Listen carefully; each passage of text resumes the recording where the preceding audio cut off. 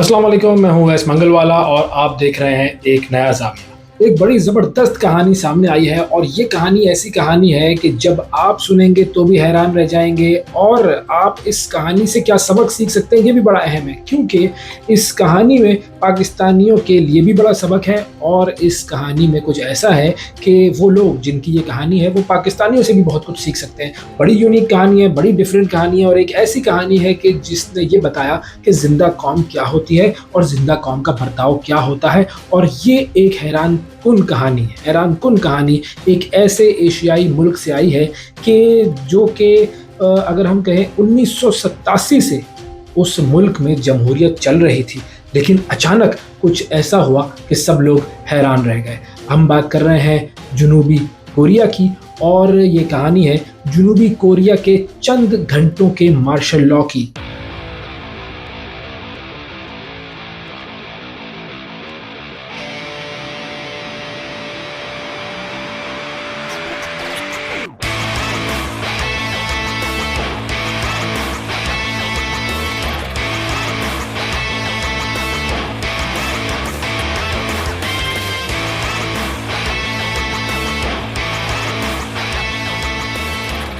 तो जनाब अली शुरू करते हैं कहानी जनूबी कोरिया के मार्शल लॉ की। जनूबी कोरिया जो है उसके सदर साहब ने कुछ दिन पहले सारी दुनिया को और तमाम जो अपने मुल्क के जो रहने वाले लोग हैं उन सबको हैरान कर दिया जब उन्होंने ये ऐलान किया। मंगल की रात को उन्होंने अचानक ऐलान किया कि जी इस मुल्क में हम मार्शल लॉ नाफिज करने जा रहे हैं। 50 साल से इस मुल्क के अंदर किसी किस्म का कोई मार्शल लॉ नहीं था और 50 साल से जमहूरियत चल रही थी, बड़े सुकून से चल रही थी। और उसके बाद अचानक जब ये ऐलान सामने आया तो बहुत सारे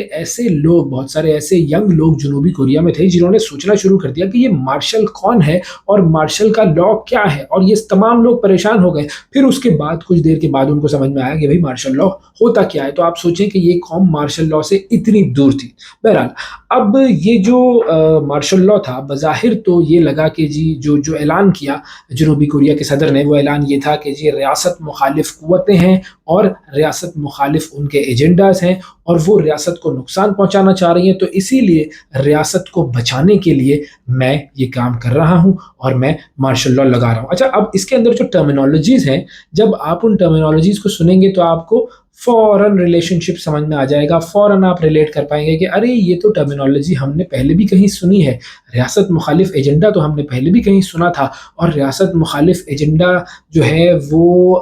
उससे बचने के लिए हम इकदाम कर रहे हैं, ये जुमला भी आपने सुना होगा। तो बहरहाल जनूबी कोरिया के जो सदर साहब थे उन्होंने ये कहा कि जी रियासत मुखालिफ कुछ लोग हैं और उनका एजेंडा है रियासत मुखालिफ, और मैं ये एजेंडा नाकाम बनाना चाहता हूँ, इसीलिए मैं मार्शल लॉ लगा रहा हूँ। लेकिन जाहिर है फिर बाद में सब लोगों को समझ में आ गया कि ये जो मामला रियासत मुखालिफ मामला नहीं था, उनके अपने मफादात कुछ ऐसे थे, उनके अपने कुछ मामलात ऐसे थे जिनकी वजह से उन्होंने मार्शल लॉ नाफिज किया। अब जब ये ऐलान किया तो मार्शल लॉ के ऐलान के साथ ही हुआ क्या, फौज को तमाम इख्तियारात सदर साहब ने सौंप दिए। कानून नाफिज करने वाले इदारों के जो अहलकार थे, फिर उसके बाद फौज, पुलिस, ये सब जो हैं ये आ गए कौमी असम्बली की इमारत के बाहर, कौमी असम्बली में तैनात हो गए ये। और जब ये लोग वहाँ पर पहुँचे हैं तो कौमी असम्बली में मौजूद जो अमला था, वो लोग जो कौमी असम्बली में काम करते थे, उन्होंने क्या किया, ये भी बड़ी इंटरेस्टिंग बात है। बहरहाल जब ये सब लोग वहाँ पहुँचे, पुलिस वहाँ पहुंची, फोर्सेस वहाँ पहुंची, हेलीकॉप्टर से भी पहुंचते हैं, वो छतों पर हेलीकॉप्टर्स लैंड हुए और ये सब पहुंच गए। और मकामी जो मीडिया था उसके अंदर ये पूरी चीज़ दिखाई गई कि किस तरीके से अहलकार जो है वो मास्क पहने हुए थे उन्होंने, और वो सब जो है वो पहुंच गए हेलीकॉप्टर्स वगैरह लेकर और फिर उसमें से उतरे और असेंबली का जो निज़ाम है उन्होंने वो संभालना शुरू किया। तो जो लोग असेंबली में काम करने वाले लोग थे उन्होंने इन लोगों को रोका। असेंबली में काम करने वाले लोगों ने पुलिस वालों को रोका, फौजियों को रोका, और जाहिर है पुलिस वालों और फौजियों के पास असला था लेकिन असले का इस्तेमाल उन्होंने किया नहीं। बहरहाल जो काम करने वाला अमला था कौमी असेंबली में, उन्होंने किस तरह रोका, उनके पास तो अमला नहीं था, उन्होंने उतारे वो जो फायर एक्सटिंग्विशर लगे होते हैं ना, फायर एक्सटिंग्विशर्स उन्होंने उतारे, उनकी मदद से रोकने की कोशिश की फौजियों को और पुलिस को। और उन्होंने ज़ाहिर है ये कोशिश तो खैर क्या होती, लेकिन ये कोशिश उनकी सामने आ गई कि जी कामयाबी तो इसमें नहीं मिली उनको, लेकिन ये फ़ौज आई और फ़ौज ने जो है वो कंट्रोल संभाल लिया। उसके बाद फ़ौज ने क्या किया जी, फ़ौज का पहला ऐलान क्या होता है कि जी سیاسی جو گروہ ہیں ان کی حرکت پر پابندی لگ جاتی ہے، میڈیا جو ہے وہ اب حکومتی تحویل میں آ گیا ہے۔ یہ سارے اعلانات انہوں نے کر دیے، اور یہ سارے وہ اعلانات ہیں، ظاہر ہے جو کوریا والے ہیں ان کے لیے تو یہ ساری نئی چیزیں تھیں، ہمارے لیے یہ ایک بڑے نارمل سی روٹین کی بات ہے، ہمیں پتہ ہے کہ کیا ہوتا ہے۔ لیکن اب یہاں پر آتے ہیں سیاستدان، یہاں پر آتے ہیں جی میڈیا والے، انہوں نے کیا کیا یہ میں آپ کو بتاتا ہوں۔ سیاستدان جو تھے،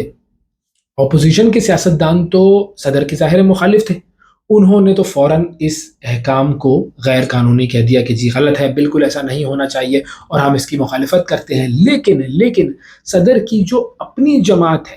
جس کا نام ہے جی کنزرویٹو پاور پارٹی، تو کنزرویٹو پاور پارٹی جو ہے اس کے اپنے لوگوں نے کہا کہ نہیں جی، یہ جو صدر نے کام کیا ہے مارشل لاء لگانے والا، ہم اس کو نہیں مانتے ہیں، یہ کام ایک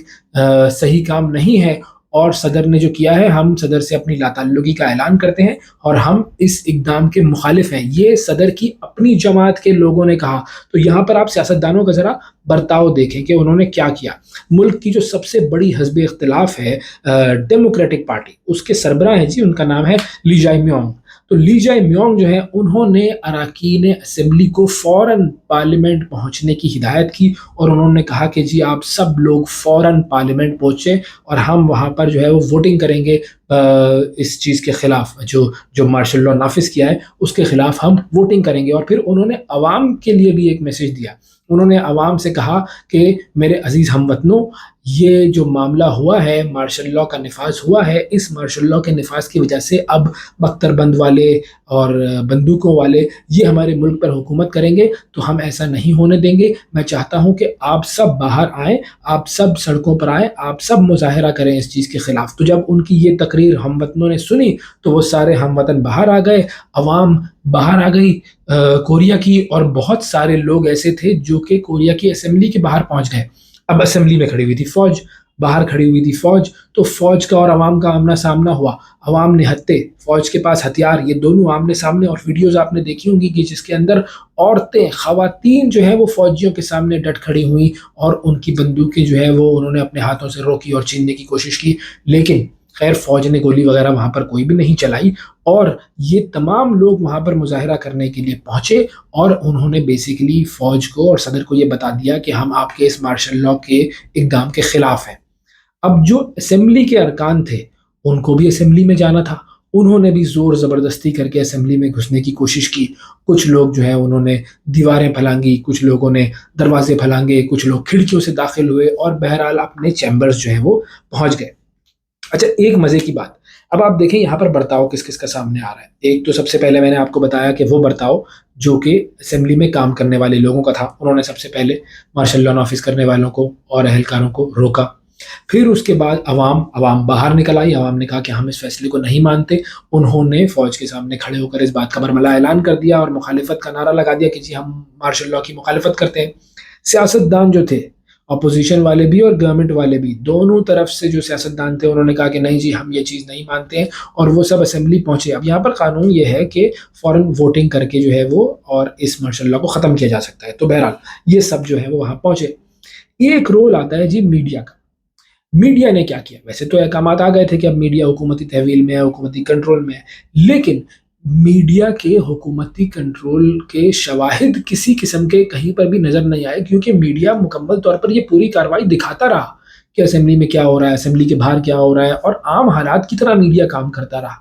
تو میڈیا نے بھی اپنا رول جو ہے وہ اچھے طریقے سے نبھایا۔ مظاہرین جو ہیں وہ